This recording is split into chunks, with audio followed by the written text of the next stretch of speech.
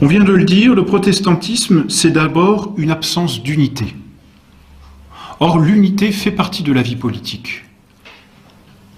On parle d'un pays, on parle d'une cité, on parle d'une famille. Quand on reprend la cellule de base de la vie politique, qui est la famille, on dit bien nous sommes une famille, on dit c'est ma famille, on en parle toujours au singulier. Pourquoi? Parce que malgré la distinction et le nombre des individus qui coexistent dans cette cellule familiale, dans cette société, la famille étant une vraie société, il y a un lien qui fait l'unité des membres de cette société. Le lien qui existe entre les époux, ce lien d'affection, ce lien d'unité, et qui est ce lien de sang, et un lien qui existe entre les époux et leurs enfants. Il y a une véritable unité, ici fondée sur le sang. Le protestantisme, comme on vient de le dire, est porteur de division. Par cette libre interprétation, par ce libre examen, le protestantisme ne va pas apporter une unité. Il sème la division d'abord doctrinale, et quand il n'y a plus d'unité doctrinale, il n'y a plus non plus d'unité politique. En apportant la division, le protestantisme vient détruire l'unité de la société, et cette unité fait partie du bien commun de la société. Le protestantisme donc s'oppose, au moins en germe, au bien commun de la société, c'est-à-dire à la paix. La paix étant un des biens communs de la société. Il est donc directement opposé à la finalité même de la société.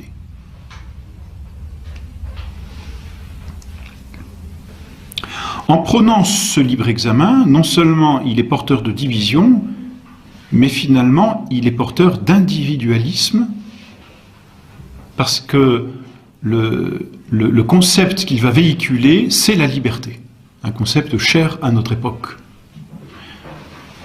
Pas simplement au sens de libéralisme, mais au sens de liberté comme l'apanage de l'homme.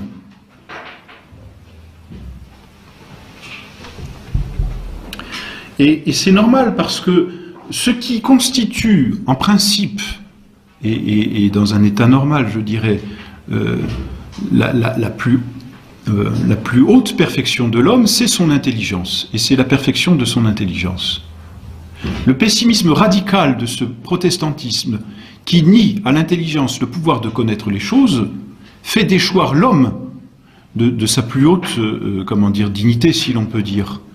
Où donc va se réfugier Luther, puisqu'il ne peut plus se réfugier dans l'intelligence et dans la vérité, il se réfugie dans la liberté.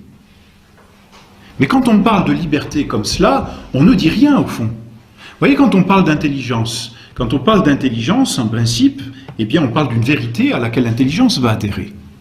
Donc là encore, on va définir l'intelligence par quoi? Par son bien qui lui est propre, c'est-à-dire la vérité. Aujourd'hui, et dans le sens luthérien du terme, quand on parle de liberté, de quoi parle-t-on? De liberté, et c'est tout. Mais j'ai envie de dire de façon purement indéterminée. Et donc en apportant cet individualisme et cette liberté comme valeur absolue, on apporte l'indéterminisme finalement. Et plutôt que de déterminer, comme chaque puissance, la liberté et l'homme à quelque chose, on fait de la liberté une chose en soi qui n'est déterminée par rien et qui finalement n'est définie par rien. Ou alors par « je fais ce que je veux ». Mais en fait, c'est le même problème. Mais alors qu'est-ce que vous voulez? Ce que je veux. Vous voyez, et donc définir ainsi la liberté, c'est faire comme un serpent qui se mord la queue, c'est ne la définir par rien. Si bien qu'on est dans le cas vraiment d'un pur individualisme, c'est-à-dire d'un homme qui se recroqueville sur lui-même et qui se donne à lui-même sa propre fin. Et là encore, on voit comment cette liberté absolue, finalement prônée, ou du moins conséquence de ce libre examen, est une destruction du bien commun vers lequel les hommes tendent. Le bien commun de l'homme qui prône la liberté comme bien absolu, ce bien commun, ce n'est plus un bien commun, c'est mon bien personnel, c'est l'individualisme. C'est donc l'éclatement des membres de la société. On dit non seulement l'éclatement du bien commun, on dit que Luther s'oppose au bien commun en brisant l'unité, n'est-ce pas? Mais en apportant la liberté comme valeur absolue, eh bien, il éclate la société et fait de chaque individu sa fin pour lui-même. On rencontre cela tout particulièrement aujourd'hui dans cette doctrine qu'on appelle l'existentialisme. L'existentialisme moderne, finalement, et qui est devenu athée. Et c'est ça la conclusion très intéressante, finalement, des conséquences du luthéranisme et du protestantisme, c'est qu'il est un athéisme en germe. Et on va voir juste après pourquoi. Parce qu'il est un rejet de toute autorité. Et donc l'autorité qui va se substituer à Dieu, à l'Église, à la tradition, c'est l'homme. Donc il est déjà porteur d'une forme d'athéisme, vous voyez. Et on comprend pourquoi, c'est ce qu'on disait la dernière fois, ce luthéranisme est comment dire, intrinsèquement lié au naturalisme, on en a bien parlé la dernière fois, au naturalisme et à toutes ces philosophies de la Renaissance, c'est-à-dire à l'humanisme. Alors, pour continuer avec cette liberté absolue, bien, on retrouve cela dans l'existentialisme, cette doctrine où finalement l'homme est comme un être spontané qui se construit lui-même, et donc qui est pour lui-même sa propre fin. Relisez Sartre, d'ailleurs Sartre intitule l'existentialisme est un humanisme, dit-il, et on retombe dans cet humanisme, mais dans cet individualisme où l'individu, n'est-ce pas, se construit lui-même indépendamment, et il doit le faire indépendamment de tous les autres. Il ne doit pas être dépendant du regard des autres. Il n'accepte aucune autorité sur lui, il n'accepte aucune autre société pour lui. Il est comme seul au monde, jeté là dans le monde. C'est ce fameux Dasein des philosophes, comment dire, existentialistes. Et l'homme ne doit pas être dépendant du regard des autres. À partir du moment où il est dépendant du regard des autres, il n'est plus libre, il perd sa liberté. C'est en ce sens que Sartre dit que l'enfer, c'est les autres. C'est-à-dire, c'est pas le fait de vivre avec les autres, c'est le fait d'être dépendant du regard des autres, voyez. Donc, au fond, qu'est-ce que c'est? Eh bien, c'est une liberté vue comme un absolu. Mais la liberté comme un absolu, c'est une absurdité. La liberté n'est pas un absolu. Si la liberté était un absolu, c'est d'ailleurs la conséquence qu'ils vont tirer, c'est que l'homme, qu'on définit par la liberté, devient un absolu. Et donc, l'homme prend la place de Dieu. Je crois que c'est un philosophe, je ne sais plus si c'est Schelling ou Hegel, ou Fichte, enfin, vous voyez, l'un de ces philosophes bien allemands et en même temps bien protestants, qui disait à la fin d'une de ses leçons, quelque chose comme ça, et dans la prochaine leçon, je vais vous créer Dieu. Bah oui, pourquoi pas, hein, puisque la liberté, n'est-ce pas, la liberté vue comme cet absolu fait que l'homme est comme seul au monde à se construire lui-même, à être maître de sa destinée, bah ça n'est plus Dieu qui le crée et dont il est dépendant, c'est lui qui crée Dieu et c'est Dieu qui est dépendant de lui. On renverse les choses. Et puisque Dieu est dépendant de l'homme, désormais, bah, l'homme a tout pouvoir ou pour le créer ou pour l'anéantir, pour l'annihiler. Et donc, la conséquence finalement de ce libre examen, vous voyez, c'est un germe chez Luther, une fois encore. Mais toutes les bases sont posées ici pour une liberté absolue qui arrivera très vite. Hein. Liberté, égalité, fraternité, c'est pas le XXe siècle. Hein. C'est le XVIIIe siècle, c'est-à-dire deux siècles déjà après Luther. Je crois même que c'est le pape Pie VI qui dit que la Révolution française est une des conséquences du protestantisme. Et oui, justement, par cette liberté qui est prônée. Et puis, comment dire, cet existentialisme, on le trouve sous un autre nom aujourd'hui, ou du moins au début du XXe siècle, c'est un mot dont on use peu aujourd'hui, c'est le personnalisme. C'est-à-dire que c'est la dignité de la personne à remplacer la valeur du bien commun. C'est Emmanuel Mounier, exactement. Et ensuite, Jacques Maritain. Mais qu'est-ce que ça veut dire? Ça veut dire que le personnalisme, c'est cette doctrine qui met la personne au-dessus du bien commun. Là où dans une saine doctrine politique, l'homme est ordonné au bien commun et travaille pour le bien commun, et en travaillant pour le bien commun s'enrichit lui-même et se perfectionne. C'est le bien commun qui perfectionne, si vous voulez, le bien de l'homme. On en avait parlé l'an passé, me semble-t-il, ou il y a 2 ans. Et bien désormais, le bien commun est au service de la personne humaine. Donc la personne devient un absolu. Hein? Est relatif, ce qui est dépendant de quelque chose est absolu, ce qui n'est plus dépendant de quelque chose, ou ce dont quelque chose dépend. C'est ça, ce qui définit l'absolu. Hein, une chose est absolue quand elle ne dépend de plus rien. Eh bien, le personnalisme, c'est la personne humaine vue comme un absolu. C'est une autre façon de dire la liberté comme un absolu. La dignité de la personne humaine, ça c'est un langage qu'on entend. Et avec la dignité de la personne humaine, la dignité, la conscience, le respect de l'autre. Et donc c'est l'abolition du bien commun. Hein, imaginez qu'un enfant réponde à son père qui lui fait une remarque parce qu'il a fait quelque chose qui allait contre le bien de la famille, le bien commun de la famille, contre l'esprit de famille, disons, vous voyez, tout simplement. Et imaginez l'enfant qui répond et la dignité de ma personne humaine, quoi. Bon, je pense qu'il se prendrait... non. On n'a pas le droit de dire ça. Bah, c'est le droit des enfants, hein. Après les droits de l'homme, le droit des enfants, bientôt le droit des animaux, et puis après les droits des végétaux. C'est ridicule. Et enfin, derrière toute cette liberté, qu'est-ce qui est encore sous-tendu? C'est le rejet de l'autorité. Ici, en politique. Et là, on a une conséquence directe de la doctrine protestante. Le protestantisme est vraiment, et ça il faut bien le saisir dans l'histoire, disons, de l'Occident, au moins de l'Europe, est vraiment la première doctrine à s'opposer à l'autorité. Des conflits au Moyen-Âge, on en a vu, mais le respect de l'autorité était là, c'est certain. Des conflits entre le pape et les empereurs, on en a vu, mais il y avait encore un respect de l'autorité. Hein, autant le pape que l'empereur, même si de temps en temps ils étaient bafoués, ils étaient respectés comme une autorité. Ici, c'est purement et simplement le rejet de l'autorité. C'est-à-dire qu'il n'y a plus d'autorité qui s'impose à la personne. L'autorité devient comme quelque chose de régulateur, mais ne doit plus s'imposer.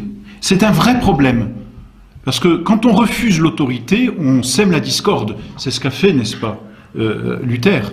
Et c'est la conséquence politique, il n'y a qu'à voir aujourd'hui, n'est-ce pas? Plus on veut la liberté, plus on sème la discorde. Et quand il y a la discorde, eh bien que se passe-t-il? On va faire appel malgré tout à une autorité, parce que les hommes n'aiment pas la discorde. Donc que font-ils? Ils font malgré eux appel à une autorité, et cette autorité qui n'a rien de légitime, puisque en principe, je dis bien en principe on n'en veut pas, que fait-elle pour s'imposer? Elle devient une tyrannie. D'où ce nom de Léviathan que Hobbes propose. L'État devient un tyran. C'est très paradoxal, et c'est d'ailleurs malheureusement le propre des erreurs, n'est-ce pas, de faire coexister ou cohabiter, si l'on peut dire, ce qui est contradictoire. On rejette l'autorité, mais malgré tout on ne peut pas s'en passer, c'est dans la nature des choses. Donc pour qu'elle ait une légitimité, n'en ayant plus en nature ni en raison, eh bien elle la prend de force. Les hommes n'ayant plus voulu que ce qui était juste fût fort, ont fait que ce qui était fort fût juste. Et c'est, je ne sais plus qui c'est. Pourtant c'est connu. Je ne sais plus. Et c'est ça. C'est-à-dire que la justice, qui est directement régulée par l'intelligence, la raison, ne peut plus s'imposer, en raison de ce pessimisme de la raison, posé en germe par Luther. Eh bien, qu'est-ce que l'on va faire? On va employer la force. D'où les guerres. Et la tyrannie qui cherche à s'imposer, tôt ou tard, se fait renverser. Parce que le propre de quelque chose qui s'impose par voie de force et sans raison, avec cette, comment dire, ce mépris, disons, de ce pessimisme de la raison, eh bien, finit par être détesté parce que, naturellement, on a besoin de raison. Naturellement, l'homme est raisonnable, si vous voulez. Et même si l'homme ne peut pas tout comprendre, il a malgré tout besoin d'être éclairé, au moins en partie. Alors, absence d'unité, rejet de l'autorité, liberté, libre examen, personnalisme, individualisme, finalement, coexistence d'individus entre eux qui essayent de se réguler par une autorité qu'ils s'imposent en essayant qu'elle ne soit pas trop tyrannique ou qu'elle ne soit pas du tout, j'ai nommé là la démocratie. Hein, finalement, ça n'est pas autre chose. Et la démocratie est une conséquence, finalement, de ce luthéranisme. Liberté, égalité. Alors fraternité, ça marche moins, même s'ils la veulent. Liberté, égalité, fraternité. C'est assez paradoxal parce que vous comprenez que à partir du moment où on a posé liberté, on ne peut plus poser égalité-fraternité. Parce que les hommes, là pour le coup, avec de tels principes, l'homme devient un loup pour l'homme, ça fait aucun doute. Mais voilà l'une des conséquences, si vous voulez, de ce luthéranisme, de ce protestantisme, c'est la démocratie.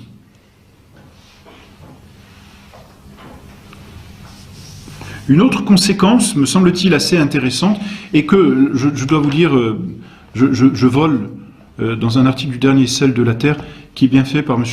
Bousquot, je crois, et qui s'appelle Protestantisme et capitalisme, Bousquet, par Hugues Bousquet.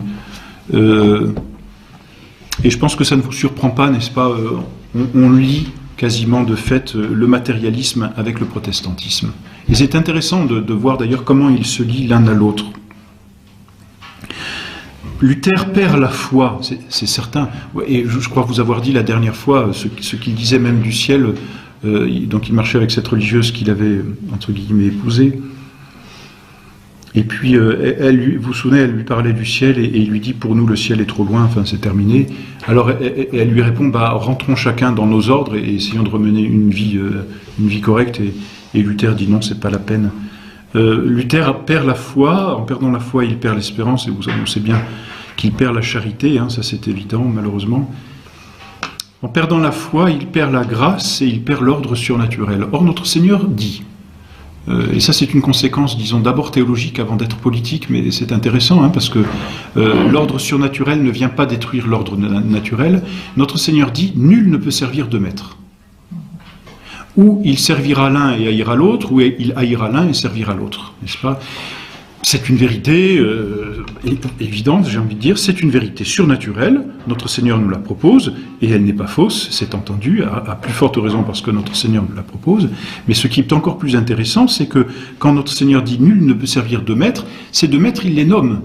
Nul ne peut servir Dieu ou Mammon.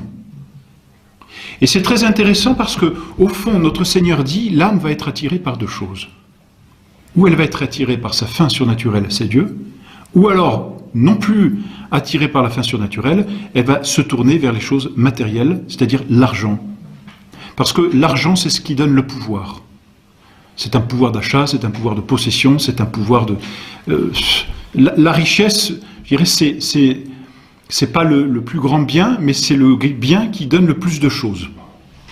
Donc quand on est riche, on croit qu'on a beaucoup de choses. Non, mais on peut en avoir beaucoup. Celui qui est riche, il n'a pas grand-chose.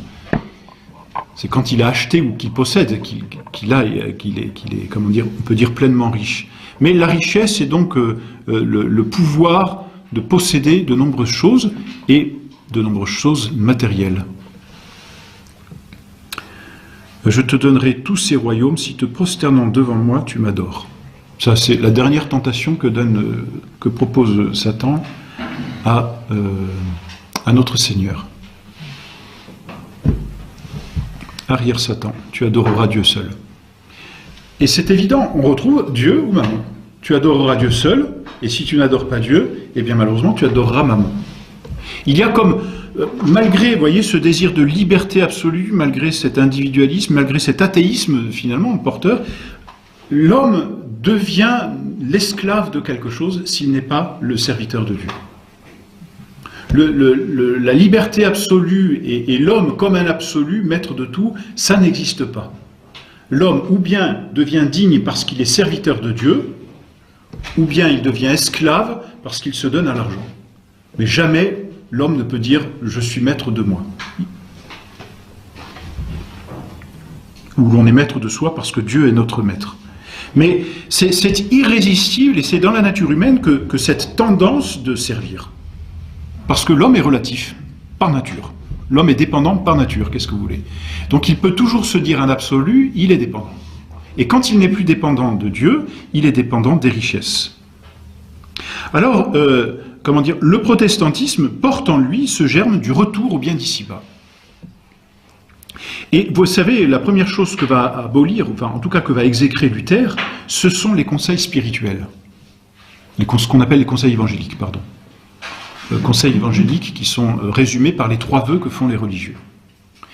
Et qui sont la perfection même de la vie religieuse. Ces conseils évangéliques, ce sont les vœux de chasteté, de pauvreté et d'obéissance.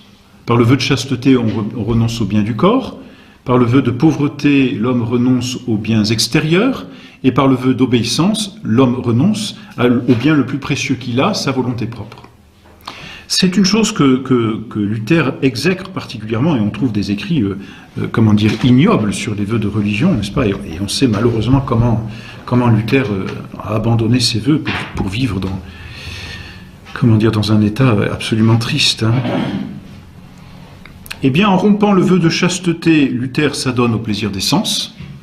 Il y a déjà un début de matérialisme, disons c'est charnel.